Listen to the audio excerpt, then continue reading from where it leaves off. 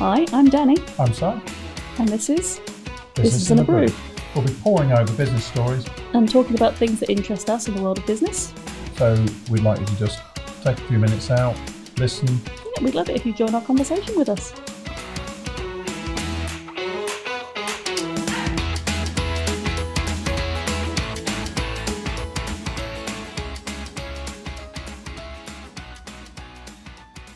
Morning. Yeah, hello. Yeah. Right, okay. So, what's my least favourite sport? Football. Yeah, right, okay. I'm going to That's talk. probably why we get on so well. Yeah, probably. Yeah. I'm going to talk to you today about corruption. I love a bit of corruption. Yeah. I hate football, but I love corruption. Yeah, do you know that is actually what a rotten egg smells like? You know, people think rotten eggs is that really kind of eggy smell? It's not. Sulphur. A rotten egg smells like corruption itself. Does it? Smells like death. That is the most It's a horrible smell. ridiculous amount of hyperbole I think I've ever heard you come out but with. that's what makes this story so unpalatable. Okay. It smells like Do you want me to stop taking a utter mic corruption. No, you can stop. then? Okay. Definition of corruption: illegal, bad, dishonest behaviour, especially by people in positions of power. Right? Yep. We know that goes on everywhere. Power corrupts. Absolutely. And no, that's not the same. Isn't You it? just really bastardised that. No, did I? Power corrupts. Power corrupts, Absolute absolutely. power corrupts. Absolutely. Right. Okay. Well, you know what I mean. The I did know general what you meant, yeah. gist of it. Yeah. Okay. So this is actually about FIFA. There's a certain amount of this that's ongoing as well. Mm. So it's discovery of corruption going back to 2015, but it's suspected to have been going back, or there's evidence going back to the 1990s. You wouldn't think you could have that much corruption in a game where they kick a pig's bladder about. What do you mean, like a game? Yeah. It's only a game. You mean that one? Yeah, like that. Yeah, well, we all know that it's way more than a game. The amount of money that's involved, but it's ripe and fertile ground for things to be lost. Corruption. To be lost in the many, many layers. Yeah. And you think about global football, FIFA, and the World Cup. The World Cup takes place in countries around the world, some of the developing nations, some of them obviously, Western powerful nations. Yeah. It's taken a dark turn, and just an extract from the FIFA website, which kind of similar to what we've discussed in other podcasts Mm-hmm. about. Here are our intentions, but here's reality. Yeah. So FIFA exists to govern football and to develop the game around the world. Since 2016, the organisation has been fast evolving into a body that can more effectively serve our game for the benefits of the entire world. Now, bear in mind, I'm saying since 2016, which is a year after the corruption scandal kind of first reared its head. I wonder what their value was before that. Well, We exist to make money. The new FIFA Yeah. is modernising football to be global, accessible and inclusive in all aspects, not just one or two continents, but everywhere. And it goes on to say, under our vision to make football truly global, we'll help develop football everywhere so that there are at least 50 national teams and 50 clubs from all continents that can compete at a top competitive level. So, what's happened? What do you think's happened? I don't know, there are a lot of words there. Yeah. Football is not accessible. I know that for a fact. Well, let's just go back to 2015, and there was a reports coming into the BBC at that point that there was an FBI investigation, clearly that had been going on for a while, and associated agencies who basically put a raid in on a hotel in Zurich. 7 FIFA executives were arrested at that point, and it actually ended up resulting in 14 officials, at the time current and former officials and associates, who were accused or charged or indicted with rampant systemic and deep-rooted corruption. Basically, rampant system. Yeah. Just for those of us Rampant. not at all me, who doesn't know what systemic means. Oh, I thought you were going to say rampant. No, I know what that means. Yes, What is systemic, basically from the root all the way up through the entire system, almost at every level.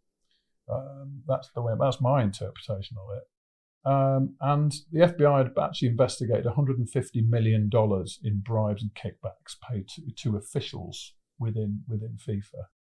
And the names basically were like a who's who in international football. Which means you could name all of them, and and I wouldn't recognise any of them. I am not going to name them because there's so many. I wouldn't recognise them anyway. No, undoubtedly you wouldn't. Now, the thing about it is the FBI only investigated it was because American banks were involved in some of the transactions. Yeah, because obviously soccer. Yeah, so it came on directly under their jurisdiction. Yeah. And it's a damaging case to football's cause. I don't think many people really are that bothered because they love the game.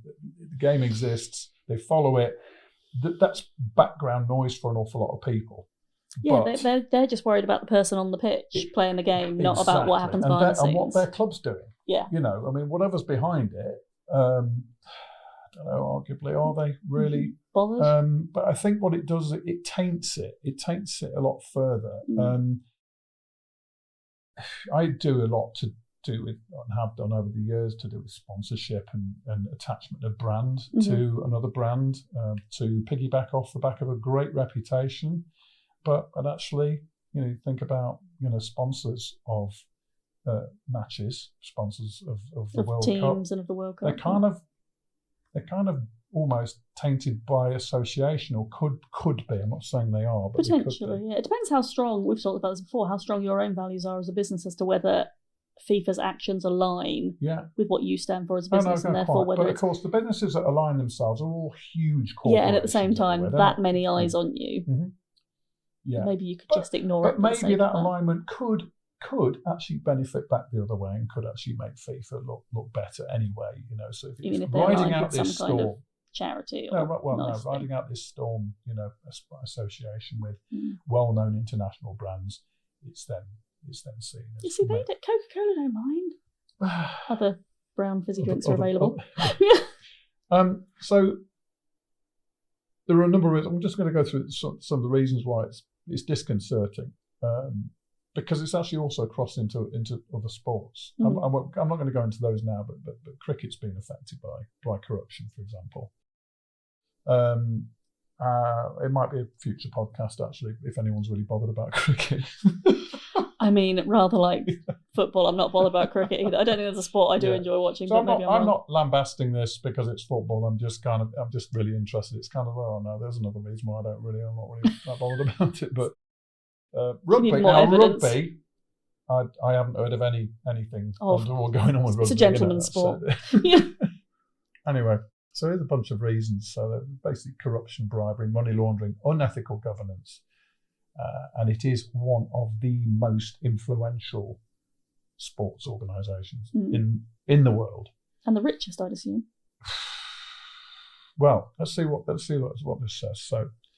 So if we look at corruption and bribery, the central issue was a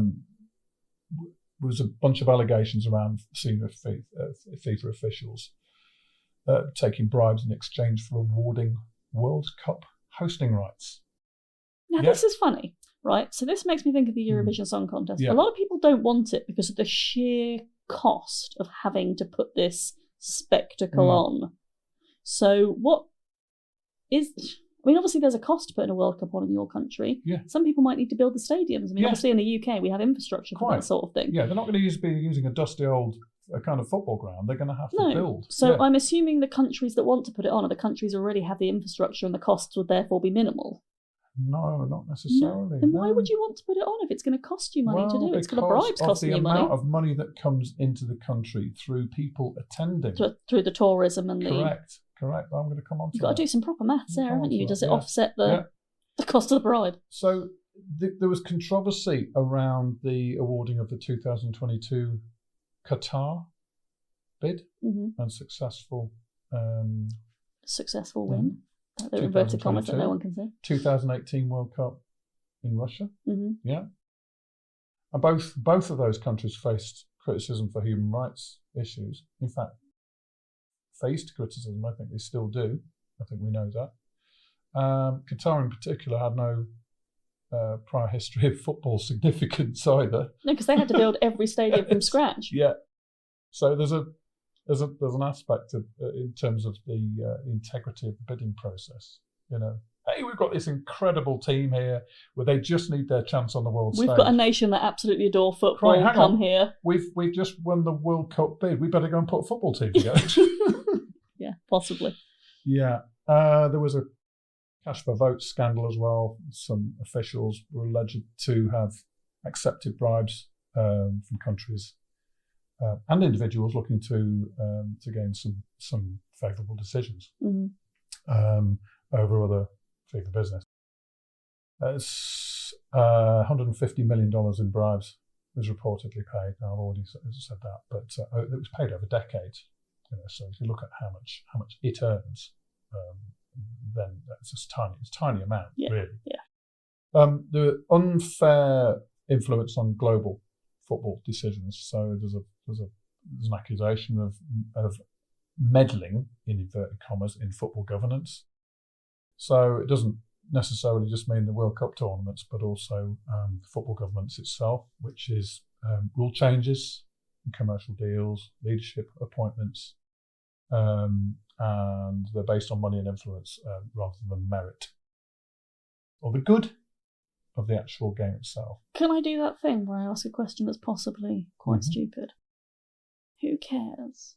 With the World Cup, you're going to put it on in a country. Almost does it? I mean, it's a bit irritating when it's in a country like Qatar and the timings are out, but does it really matter where it is? Does this process actually matter? Well, it clearly makes a lot of money for a lot of people. It presents itself as there is a huge amount of global exposure for the brands that are associated with it. Yeah. I don't know, is it losing the actual essence of what the game really represents? I think when you put governance and massive, basically corporations in place to manage a sport, which is essentially a game, I think it loses the essence of what the game is to start with. That is 5 lads from school chucking their jumpers on the ground, having a kick around. That is the essence of football. Oh, yeah. All right. I think that's being a little trite there, but yeah, it's big business, is what it is. Yeah, it is, yeah. It's just another look at big business and how big business can become corrupted and scandalised, and can be very different. One that hasn't. Yeah, I know it can be very different from the intention. Yes. There's also been the monopolisation of sponsorship and broadcast rights. That is particularly pointing the finger at FIFA officials who accepted bribes to grant media rights and sponsorship details. I've seen firsthand the effect in my house, because my children love football and they can't watch half the games they want to watch because it's on channels. We've already got as many channels as humanly possible. Yeah. You have to have extra packages, extra things. Yeah. It's just not viable. Mm-hmm. Yeah. So that's just leaves a bad taste. The undermining of the integrity of the sport itself. So it's the most popular sport in the world. And people's attitude towards the loyalty towards their own club. It's a massive. It's so emotional. You're so emotionally drawn up in it. I was a Forest fan, but I've actually switched allegiance to County, Notts County, oldest football club in the world. Yeah, but actually, it started largely because County is much more accessible than Forest to me. And I just love seeing the scrap that goes on. Great football. It's really, it's down to almost grassroots level, literally. And it is, it's such an entertaining club. And I think that's where that absolute localization of fan base is really important. But of course, you've got people all the way around the world who absolutely adore Man United. Yeah. And I think at the grassroots level, down at where you're talking about a club level, I think FIFA's an idea. Yeah. It kind of doesn't impact your enjoyment of the game. It makes one wonder. This is not an accusation, or is it based on fact? But it makes you wonder, why was it set up? Was it set up to allow some of this to take place? I assume somebody centrally had to set the rules. Yeah. So if we look at the impact or the undermining of integrity of the sport itself, there's been an erosion of public trust. But public trust in the organisation, but they still want to obviously be associated with their club, their country. There's been an impact on players as well.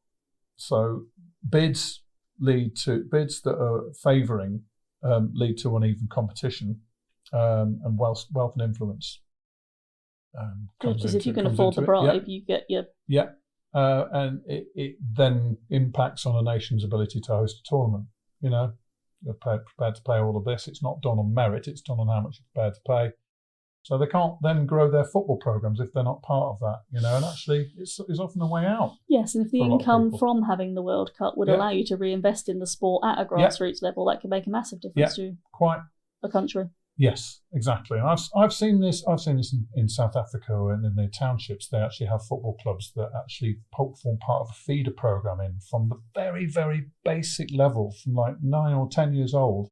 They're being handpicked and selected to play in the bigger clubs, which then can actually go into even bigger clubs and then form part of the network of clubs across the country, and then can ultimately the world. Yeah, exactly. But you know, if your club is stifled or stymied because the country that you're in can't afford the bribe. Anyway, so it does have these far-reaching impacts. There's legal. The aspect of legal violations, which is, you know, to do with the US Department of Justice and coming onto their radar. But also there's key individuals, so people like Sepp Blatter and his role in it. Now, he was president for 17 years and was right in the centre of the entire scandal, and he claimed innocence, but he was under his leadership or under his aegis. There was a criticism of a culture of corruption, favouritism, and opaque decision making. Mm-hmm. He'd resigned in 2015, but it didn't really absolve him. Human rights, of course, Qatar, we've already kind of covered that, and then the ripple effect. But there have been some reforms, but the reforms may be, as I've seen in the press, the reforms actually are potentially being undermined and weakened. So it might be going back to business as usual. But I'm just going to conclude on it, though. I could go on and on. I could have gone into way more detail, but you know, you can find all this online. But it's just taking away the merit of football. You know, being selected because your club has the potential to be far better and to gain, and putting the money where it deserves to be. But you know, it's the public trust in FIFA is kind of a massive part of this. But actually, when we talked very early on in this, how many people are really bothered when they're all they're interested in is their club. If you go back right to the first thing you said around their mission statement, they wanted it to be accessible. You know, even just the TV rights element of that removes that level of accessibility. Removing potential income from a country who could really benefit from hosting is removing accessibility. And that undermines the entire point of the sport. The entire point of sport, full stop, whether it's football, cricket, anything. Sport is supposed to bring people together. It's supposed to level a playing field. It makes... Oh, no. Do you really say that? I did, yeah. But and I'm keeping it. The thought that actually there is the ability for countries across the world to actually make FIFA accountable and actually be a lot more united to try and give everyone an opportunity. But then again, of course, you've got... That would almost be creating a second FIFA, though. I know. But it'd be a little bit more democratic, you know. Well, it would start that way. Maybe not all countries around the world share the Western view of democracy. If you can afford the bribe, you're fine. Absolutely. Yeah. Fair enough. Highly complex. I wish I could talk more about it. I really do, but I think I don't want to go and overwhelm. Fair enough. But anyway, there you go. So FIFA and the... See, and I never liked football in the first place, and that's why. I didn't know about it, but that's why. Right. Ending on your giggle again.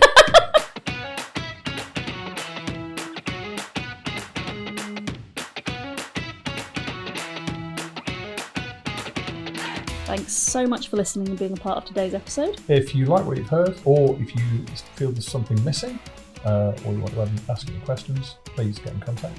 And if you love listening to us as much as we love talking to you, subscribe, download, leave us a review. All the love helps. Thank you.